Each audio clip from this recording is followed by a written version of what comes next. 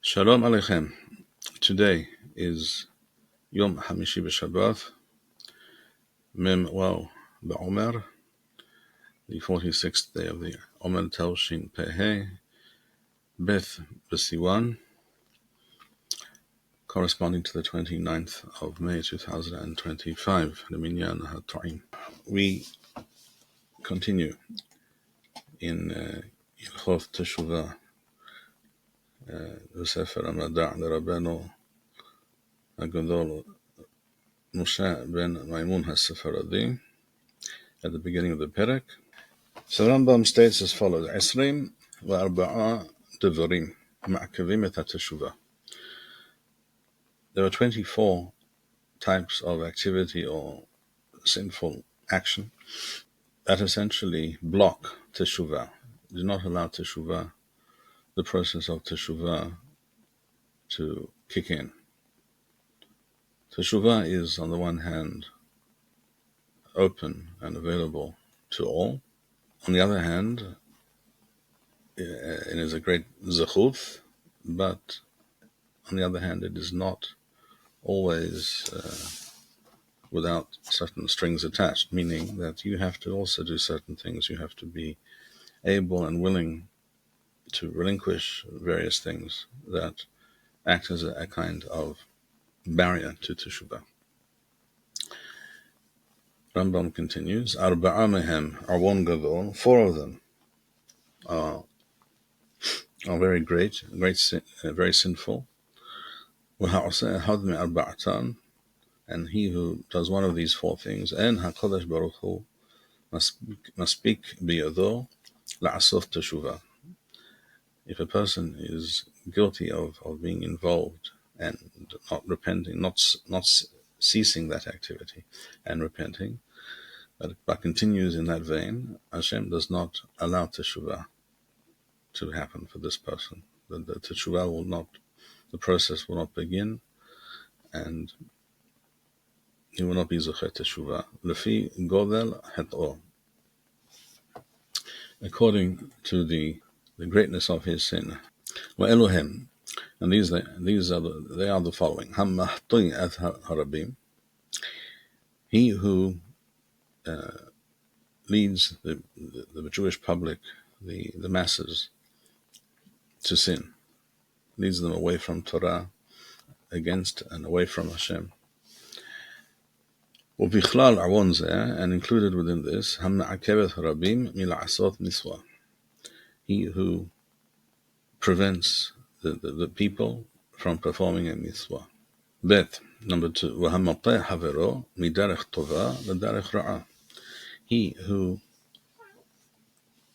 persuades and cajoles a person and talks them into turning away from the correct path of the Torah and adopting a different and contradictory path. Keron masith umadiah, and we learn this from the famous case, which is mefurash in the Torah, of masith umadiah, a person who leads others to worship avodah zarah. Such a person, of course, is a very, very great sinner, and their punishment is death. And from this we learn, by extrapolation, that even if it is not specifically related to avodah zarah, technically speaking at least, but if it involves a general turning away from the Torah, it is to be viewed in the same light. Gimel, the third, V'haro'ah beno b'tharbuth ra'ah, ve'eno memaheh biyado, he who sees his son, his child, straying from the path, literally adopting an evil and negative way of life and ideology, ve'eno memaheh biyado, and he says nothing about it, doesn't chastise him in any way. Ho'il uvno birshuto, seeing that his son is in his hands and he has power over him. Ilu mihabo ya poresh, The assumption is that when we speak about a person not chastising, not reproaching, not saying anything, the assumption is that were he to say something, it would make a difference.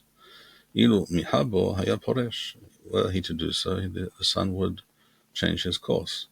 And therefore, it's as if he is leading him astray, because he refrains from doing that which would change the outcome. It follows, therefore, that if that is not the situation, if the child, is for whatever reason not impressed by or influenced by what the father says, for example, then it's out of the control, out of the hands of the father. Once upon a time, I think the relationship and the parental authority, and the relationship was different. It could be that today, beyond a certain age, not a very advanced age, there's not much that can be done, unfortunately. And included in this category, this sin is kol she'efshar biyado lemahoth or limhoth ba'ahirim ben rabim ben yehidim v'lo miha. And from this we also learn, as Chazal discuss in Masechet Shabbat and other places, kol she'efshar biyado limhoth, he who is in a position, and this also proves what we just said, that you have to be in a position to be moheh, such that your meha will carry some weight. So just as it is with one's son, so it is with others. He who is in a position to be moheh, to denounce and reproach and chastise and do everything he can to protest and prevent people from sinning. Ben Rabim, Ben Yehidim, whether it's the public or individuals, but he chose not to say anything. He chose to remain silent. He chooses deliberately to leave them to their own devices and let them go down the path of spiritual destruction. So that is a category unto itself.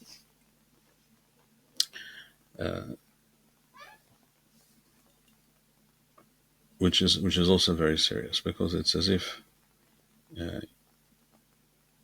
he bears responsibility for that outcome which he might have prevented. The fourth, he who says, well, Baruch Hashem, there is such a thing as Teshuvah, and I believe in that, but I also believe that if I sin repeatedly and do Teshuvah, I will be forgiven. So a person who lives his life in such a fashion, Hashem does not play that game. And included in this is the idea, the thought that some people may entertain, that I can sin now because Yom Kippurim is coming up, or eventually it will come around, and it will be mechaper, and that's a very serious and incorrect attitude to adopt. And if a person adopts such an attitude, then they will not be able to do Teshuvah, for obvious reasons, because he convinces himself that I'm okay. I will be able to get over the sinful activity by doing Teshuvah later, or waiting for Yom Kippur to do it for me. And that is obviously not how the Torah is designed to function. That is not how Hashem runs the world.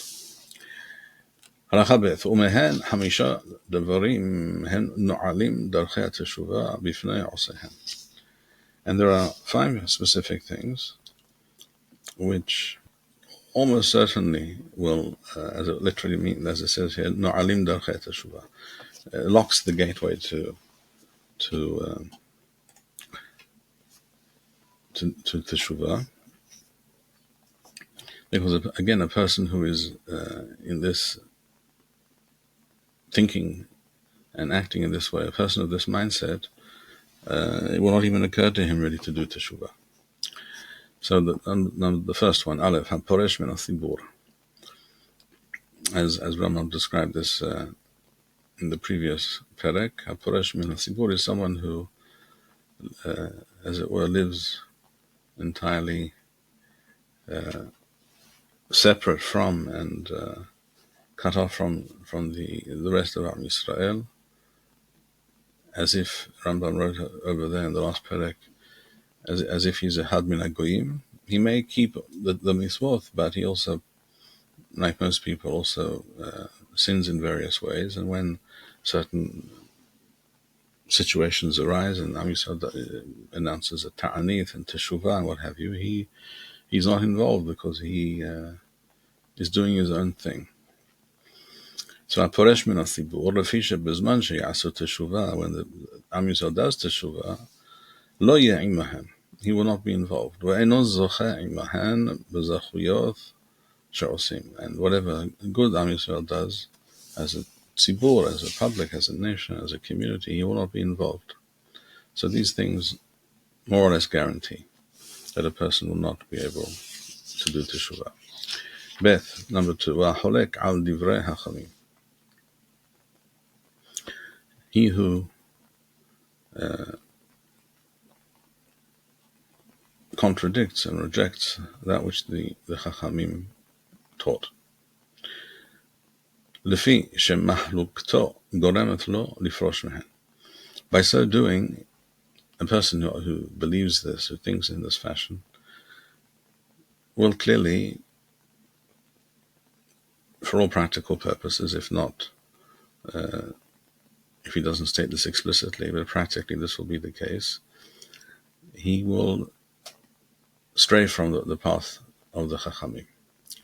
And he will not also therefore know how to do Teshuvah, because he obviously thinks he's very clever, and so clever in fact that he doesn't need the Chachamim, and he can disagree with the Chachamim.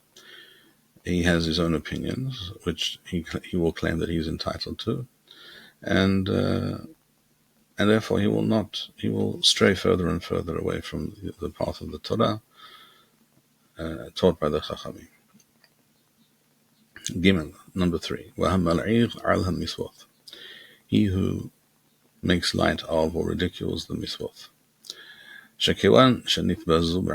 Seeing that he doesn't take the mitzvot seriously, he does not respect them. If a person thinks that the mitzvah of tefillin, for example, is Chas v'shalom, is ridiculous, silly, whatever other term or idea that a person may come up with, well then obviously he will not make any attempt or effort to perform those mitzvot. A Jew has to be rodef achare mitzvot, not just to do them, has to be rodef, has to pursue them. If a person does not do the mitzvot, if a person does not study Torah and does not go b'derech Hashem, in that case, what hope does he have? And therefore Teshuvah will again be cut off from his perspective. Dalet, number 4, he who disrespects his teachers, those who taught him Torah. שדבר זה גורם להם לדוחפו ולטורדו כישוע וכמחזי. And we have historical examples. We have Gehazi, the Mishareth of Elisha Hanavi, and we have Yeshua Hanusri, Shem Roshaim Yirkov, and they were both they were both guilty of this attitude and this sin, And if he is if a Talmid behaves and speaks and acts in such a way towards his Rav, the Rav will turn him away. That's what we said. Gorem lahen ledohfo uletordo. They will push him away. They will reject him, and then he will have no one to set him straight. He will not find someone to teach him. To teach him the proper path, or return him to the proper path.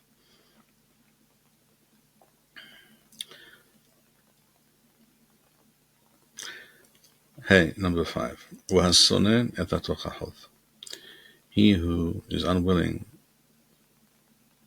to receive tochacha, he's unable to hear from someone that you are acting incorrectly, and you need to do Teshuvah. You need to change your ways. If a person refuses to hear tochacha, that's what tochacha should do. If a person recognizes that what is being said to him, even if it is not music to his ears, but it is true, then it should cause him to change his ways. If he refuses to listen to tochacha, refuses even to countenance it, then how will he do Teshuvah? When a person is told, he's informed that you are acting incorrectly, you are sinning in this way or that way, and he is chastised and maybe embarrassed. This will lead him to do Teshuvah.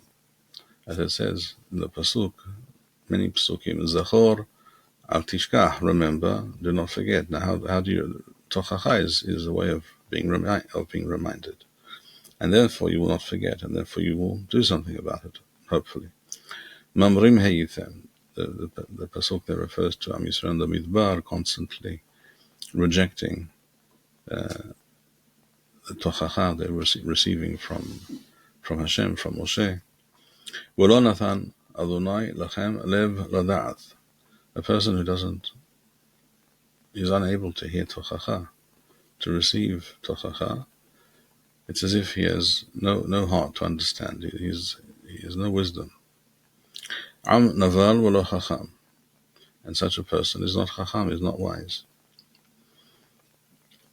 V'chen Yeshayahu uchiach et Yisrael v'amar hoi goy hultei yada shor chonehu mida'ati ki kashe'ata.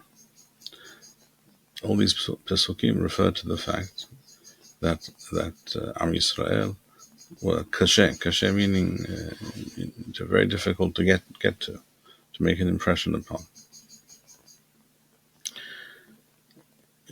Yada shor konehu, in other words, even the beast of the field knows who is master, but you do not know. And this leads to a person not even contemplating Teshuvah. V'chen siwahu ha'el lochiach l'haptoim. And so, thus was Yeshayahu instructed by Hashem to rebuke and chastise and remind the people of their sins. Shene'emar qtara v'gharon al tahsoch. Cry out literally, loudly, and do not refrain. V'chen kol ha'nevi'im hochichu l'Yisrael. And we see that all the Nevi'im did so, acted in this way. Ad shehazaru b'teshuvah. Hopefully until they did Teshuvah, or at least they did their best. Lefichach, tzarich la'amid v'chol kahal, and therefore, for this reason, because of this, the importance, the centrality, in fact, of tochacha, both for the individual and for the public, tzarich la'amid v'chol kahal v'kahal miYisrael, in every Jewish community, there should be appointed Chacham Gadol Uzaken U'Yireh Shamayim Min Ne'oro U'Ahuv Lahem. This person, a certain person whose qualifications are as follows. First of all, he's a Chacham Gadol. In other words, Chacham Gadol b'Torah, and he is Zaken. People are more likely to listen to an older person than a younger person. As Yirmiyahu at the beginning of Sefer Yirmiyahu says to Hashem, Ki na'ara nochi, I am just a very young person who's going to take me seriously. So normally we choose, in that case Yirmiyahu had no choice. Hashem didn't offer him a choice. But if we are choosing the right person for this purpose, then we choose a person who is both Chacham and Zoken, Yireh Shamayim, and God-fearing, Min Uro, has always been such, Wa'ahuv Lahem, and is also literally loved by them. In other words, he is regarded positively by the public, by the community. Shehem Mochiach L'Rabim U'Mahziram B'Teshuvah. So such a person should, every so often, be given the opportunity to speak to the public and explain to them where they're going wrong and what they should focus on and what they should be changing. Shehem Mochiach L'Rabim U'Mahziram B'Teshuvah. V'zeh she'soneh et hatochachoth. However, a person who, as we said before, in this fifth category, has soneh et hatochachoth, then he's not going to come to listen to this person. Even if he every Shabbat afternoon speaks in the Bet Knesset, he's not going to come. Eino ba lamuchiach v'lo shomea davaro. Lefichach ya'amod b'hatotav shehen b'inav tovim. Thus, such a person will ignore the best efforts of such a person, won't even come to hear him, because and it's very, very likely also that this person, he may be a mevazeh rabotho, he may be a malich al mitzvot, and he very likely is a person who is holek al divrei hachamim. So all these things very often are tied together. A person who is unwilling to hear what a Chacham Zaken Yireh Shamayim has to say to him,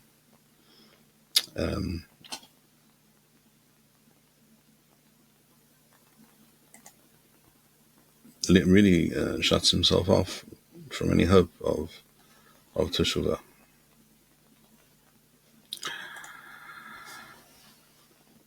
Umehen, now Halacha Gimel, Umehen Hamisha Devarim Ha'osa Othan אי אפשר לו שישוב תשובה גמורה. There are another 5 categories which, if a person adopts these behaviors and these ideas, it is not possible for him to do Teshuvah Gemura. Why not? לפי שהן עוונות שבין אדם לחברו. Here we're discussing עוונות בין אדם לחברו, ואינו יודע חברו שחטא לו. But he sinned against a person or persons, but he doesn't know who they are. He's not aware of their identity. And thus he cannot turn to them and ask them for forgiveness, and cannot apologize, and cannot make amends. ואינו יודע חברו שחטא לו, כדי שיחזיר לו, או ישאל ממנו למחול לו. Let's say he stole something that wasn't his. He took something that wasn't his, but he doesn't actually know to whom it did belong. How will he make recompense? How will he return something to that person? He has no idea who it is. He cannot request that person to forgive him, because he doesn't even know who he is. So these are the 5 categories. Aleph, the first one, he who curses the public, the community, the Jewish people. He didn't specify a particular person. So he cannot turn to any specific person and ask for forgiveness. he says something about the Jewish people, about the Jewish community.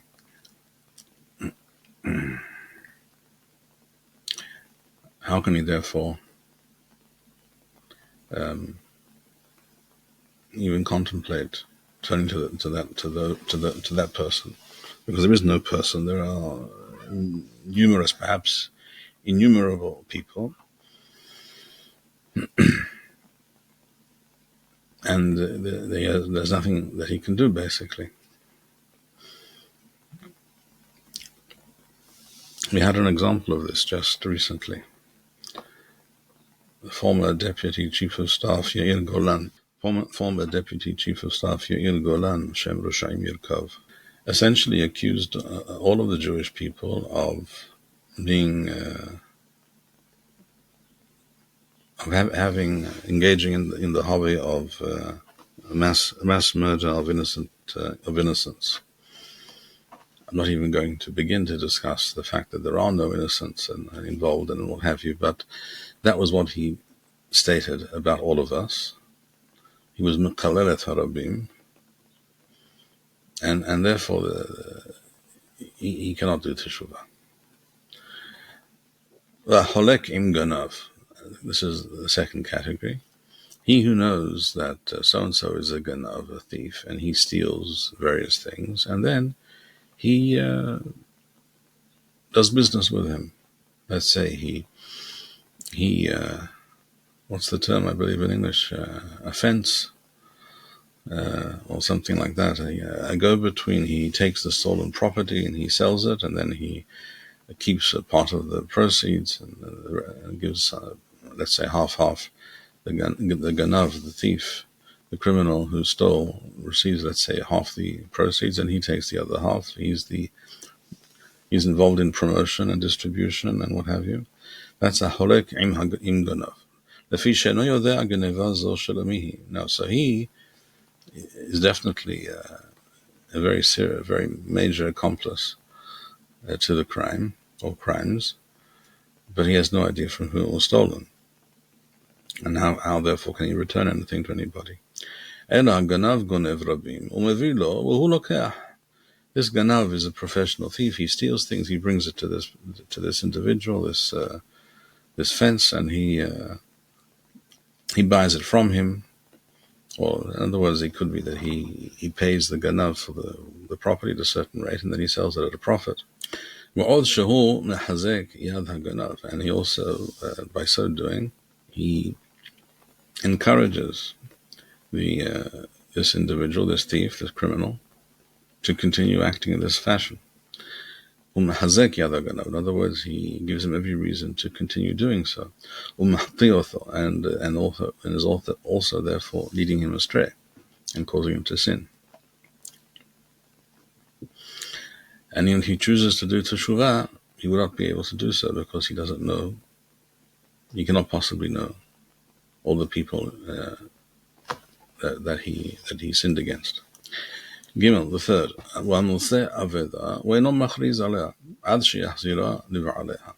He who finds lost property, and if according to halakha it is such a mathi'ah, the kind of thing that he must announce and publish in some way, and he just doesn't do so, means in order that he will be able to return it to its proper owner.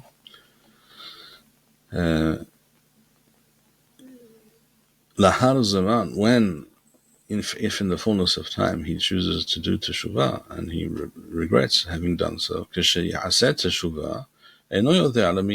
doesn't even know to whom he might have to return it. Done it, number 4. Shod anim uyethomim wa'almanoth. He who benefits from, literally eats, but in other words benefits from, receives money, income, that which was stolen from anim, from poor and helpless people, such as yethomim, orphans, almanoth, widows. Elu bnei adam amarelim or umlalim. These people are unable to protect themselves. They are at the mercy of evil people. Their lot is a difficult lot. وَإِنَّمْ يُدْعِيمُ فُرْسَمِيم, and they are not, very often they have no social standing. وَإِنَّمْ يُدْعِيمُ فُرْسَمِيم, they're not well known and not respected. وَغَلِيمُ and they often have to move about, and they're constantly on the move, looking for some opportunity or some place where they might be able to settle down successfully. And people do not know them. There's no one to look out for them.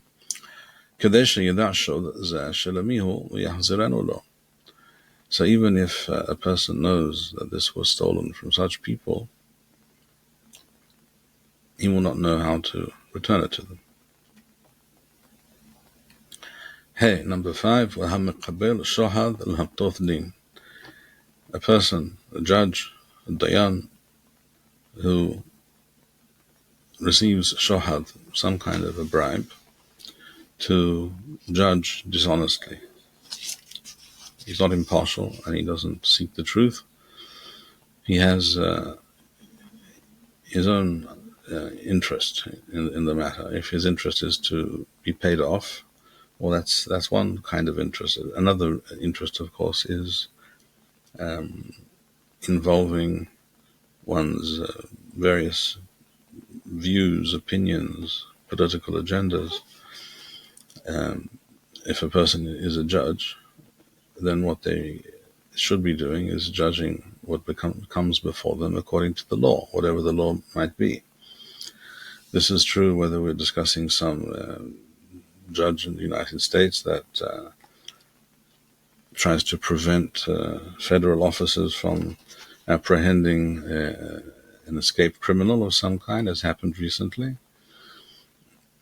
I believe she's been arrested and charged with something or other. I don't recall the details any longer. But there are many such judges out there.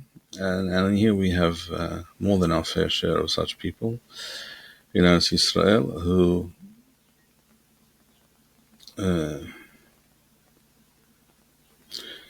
Yotharei Amar Alei Hok, people who cause injustice and do evil, as it were, under the guise of acting according to the law, which essentially they no longer even pretend that they're acting according to the law. Such a person,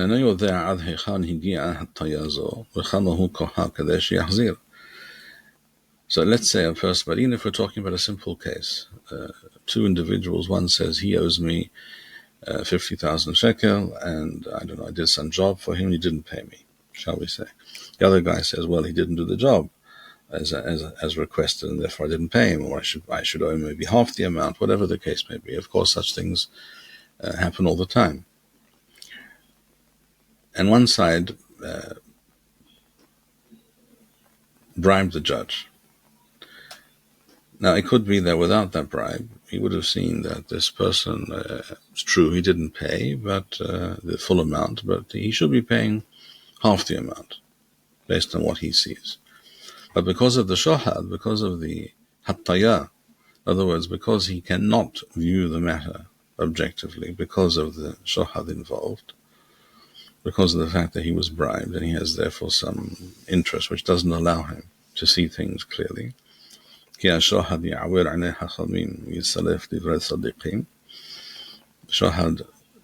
makes it impossible to see things as they are, but you don't know to what extent, because maybe his judgment was that, okay, he should pay a quarter of the amount. Perhaps without the shohad, he would have decided he needs to pay half the amount, not a quarter.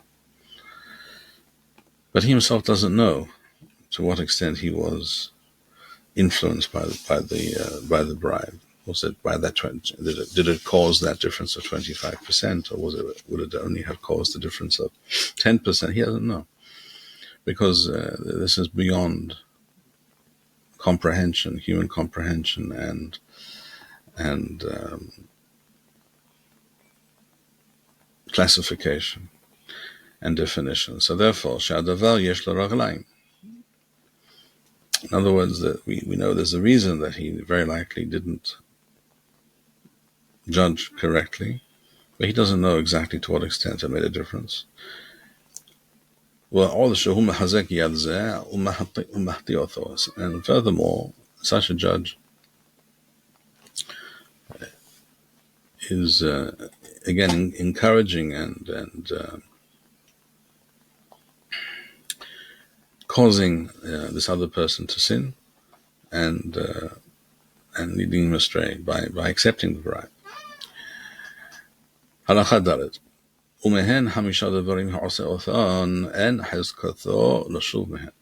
There's another category, 5 categories in fact, or 5 examples of this category, that it is almost always the case that a person involved in such a thing does not, will almost never do Teshuvah. En hezkatho l'shuv mehen. It's not impossible to do Teshuvah, but it is not usually the case. In the clear majority of cases, such a person will not do Teshuvah.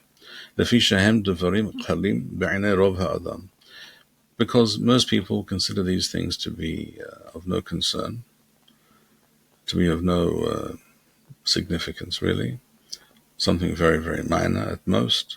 So he actually is sinning, but he doesn't really think he sinned at all. And these are the 5 categories. Aleph, number 1, ha'ochel mis'udah she'einah maspeket leva'aleha. If a person knows that he was invited to this meal or what have you, because the person didn't feel they had a choice, but the truth is that this person is financially very hard up, and this meal is not even sufficient for himself and his family, and yet he's happy to accept this invitation. Shazeh avak gazel, Rambam says. This is of course again not Rambam. These are all explicit statements of Hazal in many, many different places in the Mishneh and the Talmud and Baraithot, etc. What Rambam has done here, as always, is to collate all this material and organize it and place it before you in a very systematic way. So it's akin to taking that which is not yours, gazel. And he, in his mind, he didn't sin at all. Was I not invited? Did they not tell me I could join them or something?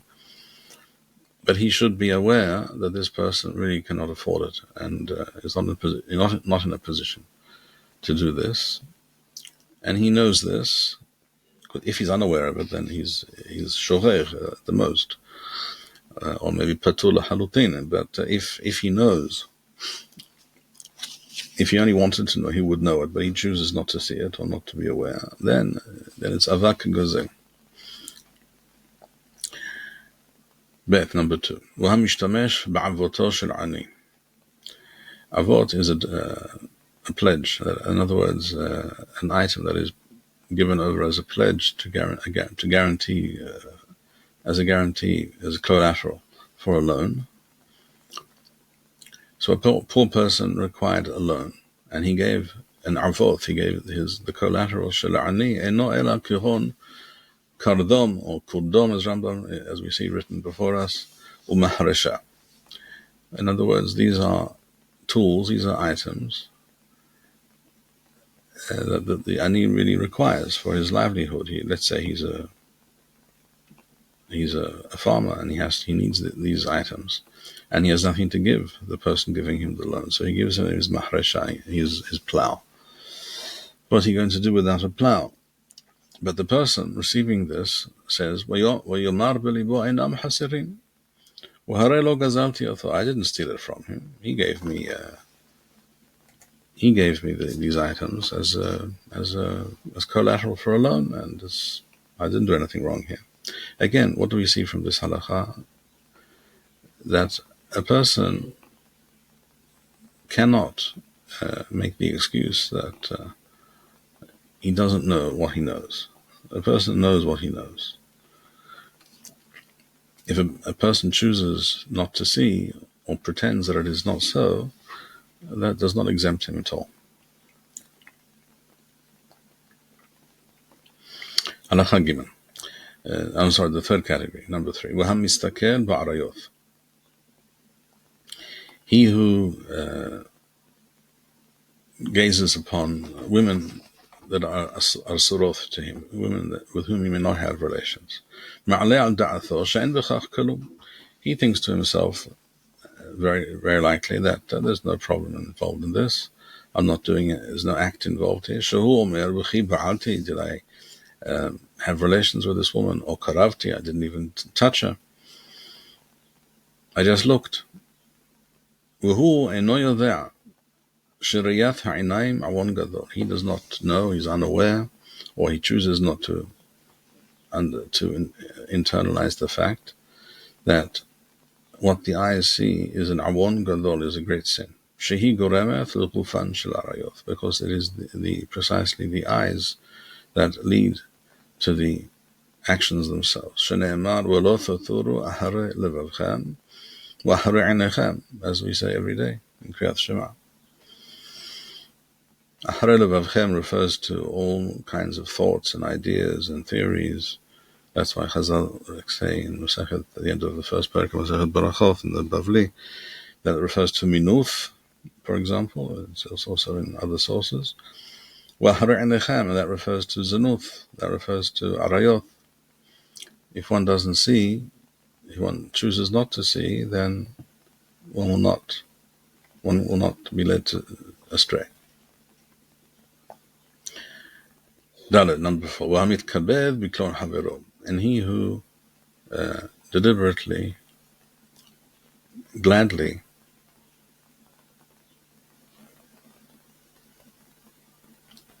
allows himself to receive honor or praise, or in some way he benefits from the fact that his fellow Jew, havero, is in a situation of kalon. Kalon is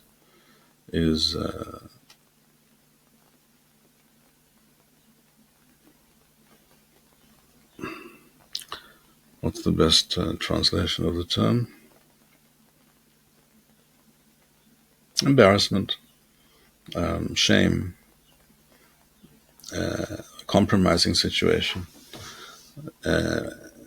which occurs to somebody else, but you are quite happy about this, and you, as it were, make the most of it.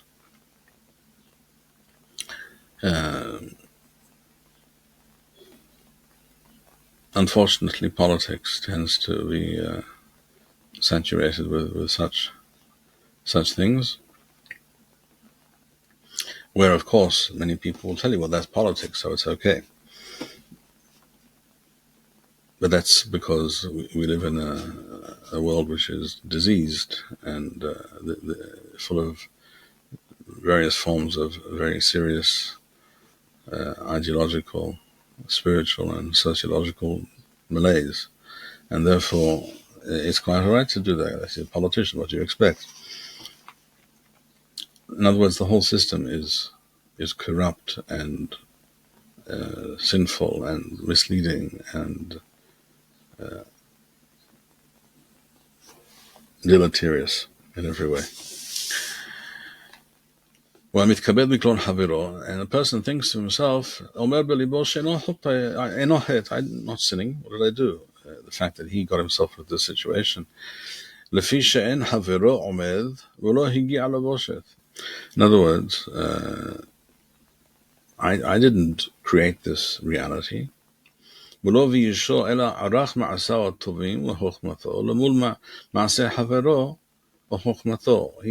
create the kalon.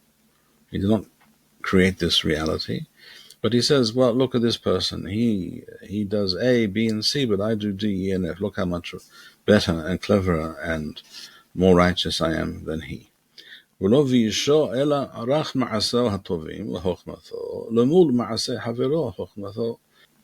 this not for the purpose of pointing out the truth. Because if the case is that let's say a Chacham Torah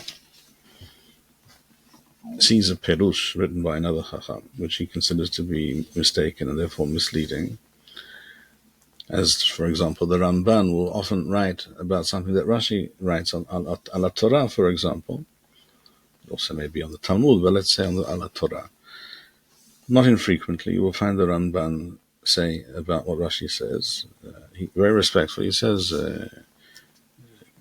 Lashon Rabbeinu Shlomo, he said Rabbeinu Shlomo wrote as follows, and then he says Weino nachon, and it's not true, it's not correct. Then he explains why it's not correct in his view. That's not being mitkabed biklon havero. He is trying to understand the Torah and get to the truth of the matter and make others aware of this truth. If that is his intention, that's not mitkabed biklon havero. That is the way of Talmud Torah. When is it considered mitkabed biklon havero? As Rambam says here, kedei sheyira'eh michlalan shehu mechubad v'havero bazui. If his intention is to aggrandize himself and denigrate this other person, then that is mitkabed biklon havero. Hey, number 5. Well, Hoshed Kasherim, he who assumes or is willing to believe the evil of people who are known to be Kasherim.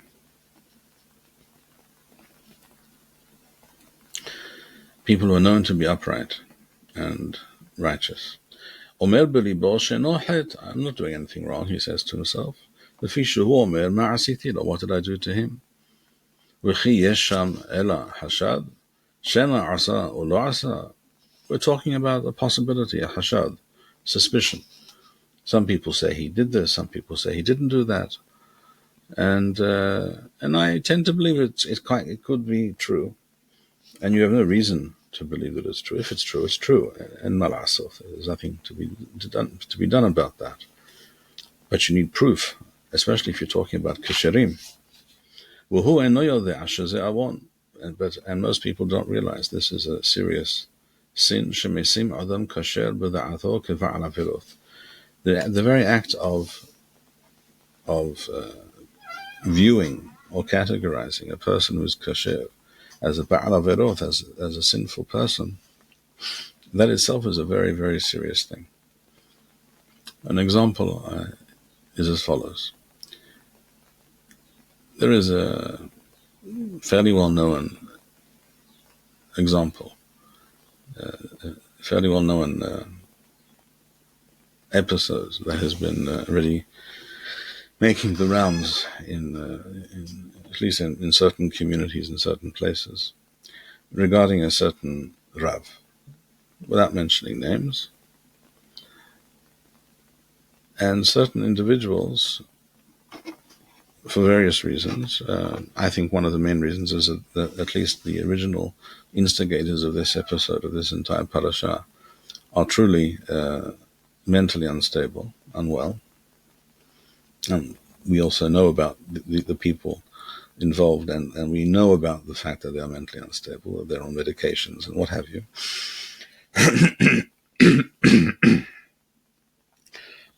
Excuse me. So we know that about these people. We are aware that they are on medications. They have been for years receiving various treatment and therapy. So there was a case, for example, of it started off with one particular woman, and then all of a sudden there was another woman, and then all of a sudden the father of the first woman went along with what his daughter was saying, and some other people said the same thing, all with reference to a certain Rav. Again, no names mentioned, and I will stress that I'm not a particular fan at all of this Rav, and I disagree with him on many, many things, but I recognize him as being a kasher, a very, very serious kasher. In other words, he is a very, I think, God-fearing Ovedet Hashem, And I never for one moment believed these stories. The story was that she claimed that as a girl, this Rav molested her sexually, and then all of a sudden there was another woman who, 40 years later, decided to announce that, oh yes, he attacked me when I was in his home when his wife was unwell, and whatever, all kinds of strange stories. And I did not tend to believe these things because I know something about the person involved, and I also know some of the objective facts about these individuals making these claims, and therefore I said from the outset, I don't believe a word of it. I'm not stating that such a thing can never happen. It can happen. Unfortunately, sometimes it does happen. And when that is the case, that is extremely troubling. A tremendous Hilul Hashem, if we're talking about, say, a well-known Rav or something like that. It's a terrible thing, no matter who's involved, if it's true. But if we're talking about a well-known Rav and the stories are true, then the rumors are true, or the claims against this person are known to be true, or almost certainly known to be true. In other words, what is described at the end of Masech Kiddushin as Kol Sheino Posek. In other words, there are so many rumors and stories about this person from different directions and from different sources, and it becomes very difficult to simply claim that all these people are somehow involved in a conspiracy against him, and that's already a different situation. But when we're talking about specific people who are known to be unwell and unstable, unfortunately, sometimes truly mentally ill, and they come up with such stories, and of course today it's very easy to publish such things. You post it on Facebook or on, I don't know, all manner of applications, whatever it might be, TikTok or I don't know, Instagram, whatever. I don't know all the names, and I don't even know how to use them, Baruch Hashem. But most of them anyway, I have no idea how they work, and I've never seen them. But it's very easy to publish such information or such claims nowadays. So the fact that a person is ill, mentally unstable, or has some axe to grind, or whatever the case may be, well, that's one thing. That's bad enough. And of course, such a Rav who finds himself accused of such things is in a very, very difficult and unenviable position. Because, as the expression goes in Hebrew, Lech tochiach she'enecha achot, prove that you don't have a sister. In other words, the expression in Hebrew is that if a person wants to spread a nasty rumor about someone to besmirch his name, he just has to drop a hint here or there that, his sister is a prostitute. Ra'aleno. When in fact this person doesn't even have a sister.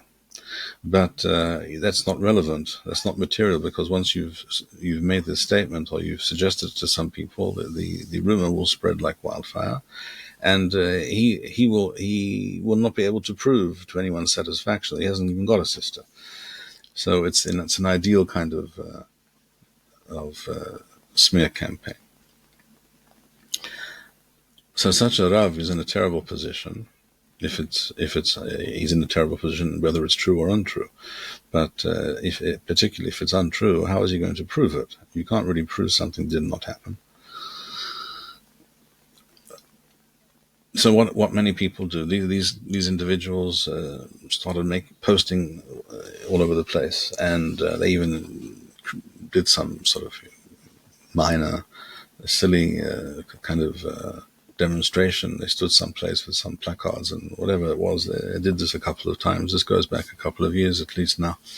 And then all kinds of people who hear this, who, because they spend much too much time on Facebook probably, all of a sudden, particularly women, but not only women, all of a sudden announce, Ani ma'amina lach, I believe you, of course it's what you say is true, and we support you, and they start bad-mouthing this Rav. They don't even know this Rav, or they only know of him vaguely.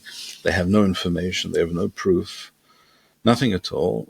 Simply the fact that a woman made a claim against a man, that well, it must be true.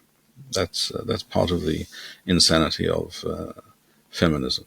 So clearly she must be speaking the truth, and we all have to support her, because it's terrible when victims of sexual abuse are not believed and not taken seriously, which is also true if it happens to be true. But one can, of course, completely lose one's compass and assume that just because somebody said something, insane or not, it must be true, or there must be at least some basis to it.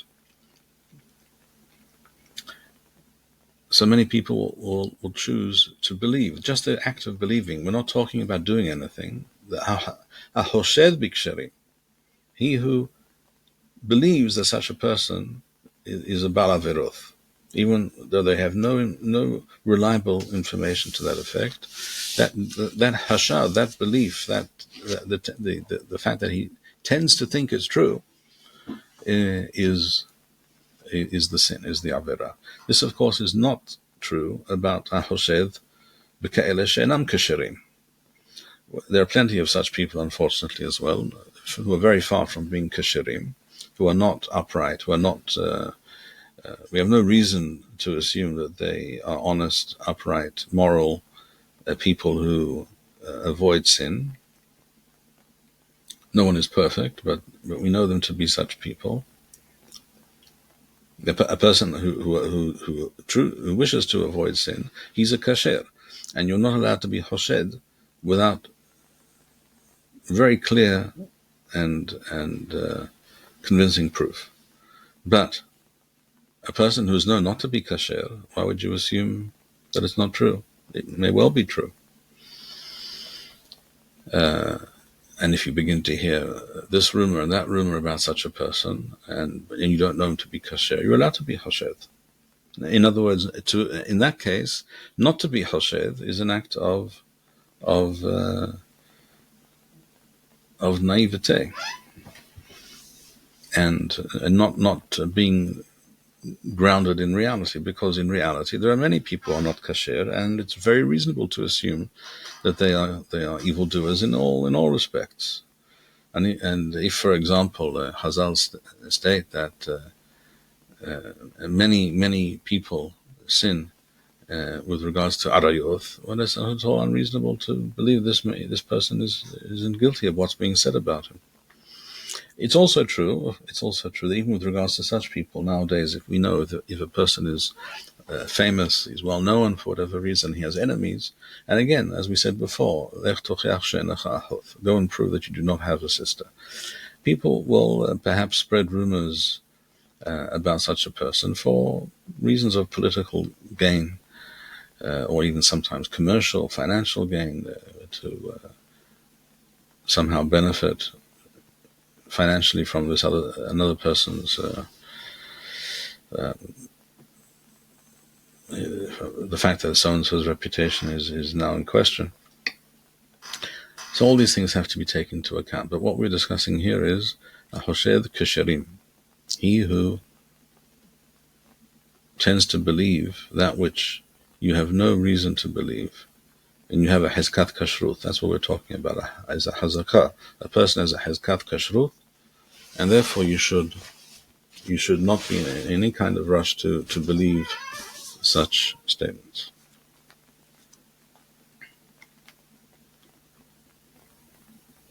And the act of believing such a thing, that itself is a avera, because people have a Hezkat Kashrut, have earned it and have worked for that, and to have it simply wiped away, nullified, because certain people decided to make certain claims, unsubstantiated claims, that is unacceptable, and very serious, in fact.